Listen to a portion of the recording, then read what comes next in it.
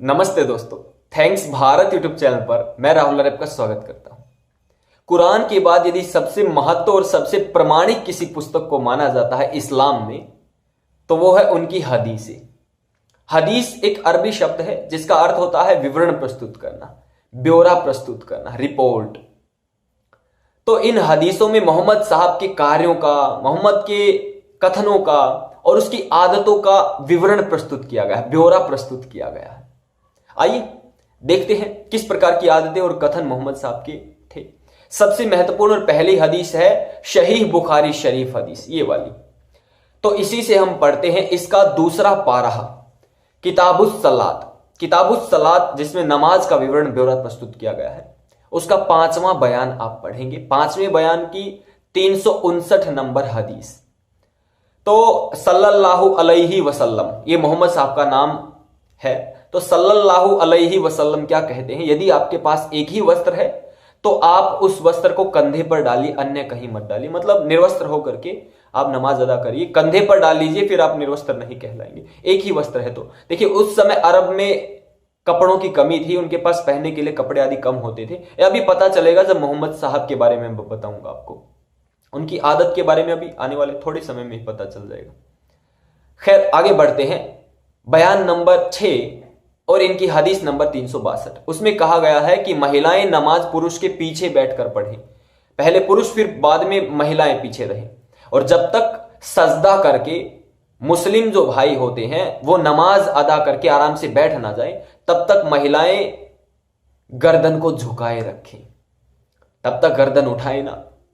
ये इनकी कानून है शरीयत के। ये इनकी देख लीजिए मोहम्मद साहब आदि के जो कथन हैं, कार्य हैं और उनकी जो शिक्षाएं हैं, उनकी जो क्रियाकलाप है, वो आपको पता चल रही, आदतें पता चल रही हैं। खैर, इस विषय पर अभी एक ताजा उदाहरण देता हूं। कोई समझे कि ये गलत बात है तो मैं एक ताजा उदाहरण देता हूं। केरला में एक बहन जमीता है। 4 महीने पहले उसने जो जुम्मे की रात है, उसकी जो नमाज थी, जुम्मे की नमाज, उसकी अगुवाई की थी। पीछे बैठकर नहीं, आगे बैठकर नमाज करवाई। लोगों ने की तो सारे मुल्ले मौलियों ने उसके खिलाफ फतवा जारी करके मारने की धमकी दी कि तुम मोहम्मद साहब का विरोध कर रही हो, शरीयत के कानून को चुनौती दे रही हो, तुम मुस्लिमों को चुनौती दे रही हो, इस्लाम खतरे में आ गया है। तो मैंने बहन के समर्थन में वीडियो निकाली थी। तो ये ताजा उदाहरण है कि किस प्रकार से नमाज में भी, अरे अल्लाह की प्रार्थना करने में भी इतना भेदभाव मुस्लिमों में। भाई ठीक बात नहीं, ये बहुत गलत बात है। खैर, आप आगे पढ़िए। फिर आप बयान नंबर 7 देखेंगे और हदीस नंबर 362। उसमें इमाम जुहरी नमाज अदा करते हैं। जानते हो कैसा वस्त्र पहन करके? हलाल किए हुए जानवर का जो पेशाब होता है उसमें अपना वस्त्र को रंगते हैं और फिर वो नमाज अदा करते हैं। मतलब हलाल करना होता है किसी जानवर को या किसी मनुष्य को धीरे धीरे काटा जाए, उसकी गर्दन को बिल्कुल धीरे धीरे, और अल्लाह का नाम लेकर के काटा जाए। बिस्मिल्लाह कह करके जब गर्दन काटी जाए तो उसको हलाल कहते हैं। फिर वो जायज हो जाता है, वो नाजायज नहीं रहता, फिर वो पाप नहीं रहता, वो पुण्य हो जाता है, वो हलाल करना, मारना।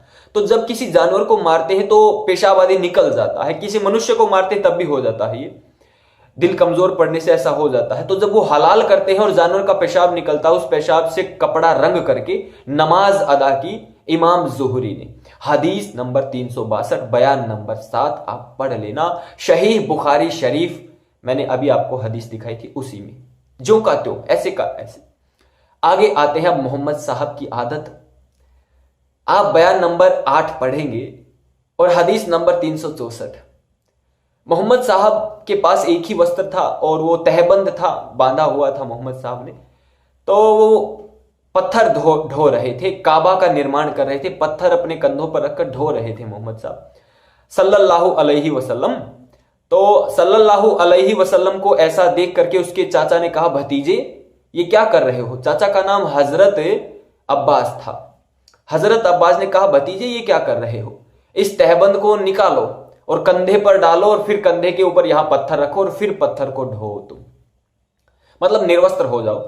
मोहम्मद साहब ने चाचा की बात मान ली।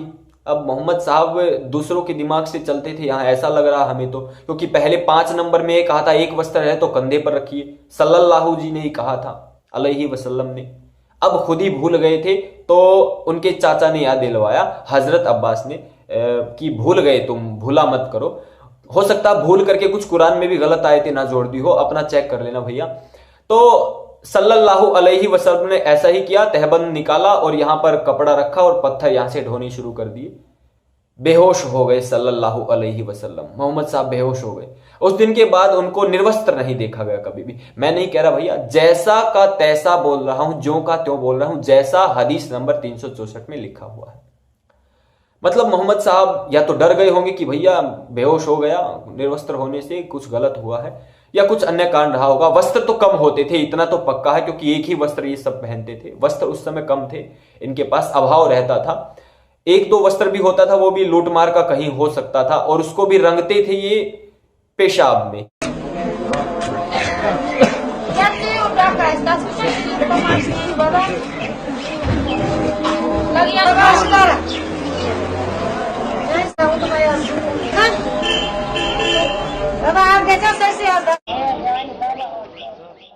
देखिए, क्या ये शिक्षाएं व्यवहारिक हैं? ये आपको सोचना है बुद्धिपूर्वक। क्या आज के समय पर मुसलमान इनको धारण करते हैं या कर सकते हैं? मुझे नहीं लगता। और यदि आपको भी नहीं लगता तो सनातन धर्म की ओर लौटिए। हमारी शिक्षाएं, जो सनातन धर्म की शिक्षाएं, ये प्राणी मात्र के लिए है, मनुष्य मात्र के लिए नहीं, सबके सुख के लिए है।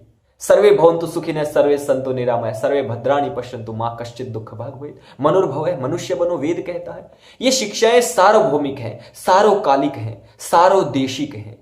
तो इनको धारण करके आगे बढ़िए, यही हम सबके लिए अच्छा होगा, तभी हम सुख शांति की ओर लौट सकते हैं। वीडियो अच्छी लगी हो शेयर जरूर करें। थैंक्स भारत यूट्यूब चैनल आपका अपना यूट्यूब चैनल है, इसे सब्सक्राइब करें और कराएं, साथ में बेल नोटिफिकेशन जरूर प्रेस कर लें, ताकि हमारी आने वाली सभी वीडियोस आप तक सबसे पहले पहुंच जाए। वीडियो को लाइक जरूर करें।